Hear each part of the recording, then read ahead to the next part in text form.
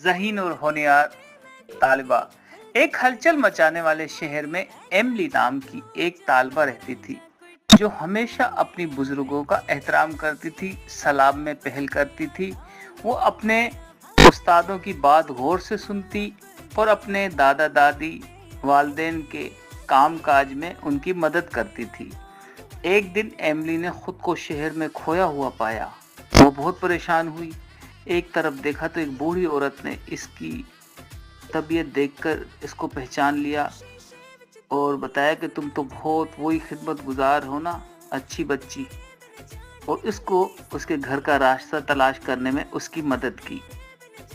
Emily का दूसरों की मदद करना, एहतराम करना, इस बदले में उसकी मदद हुई।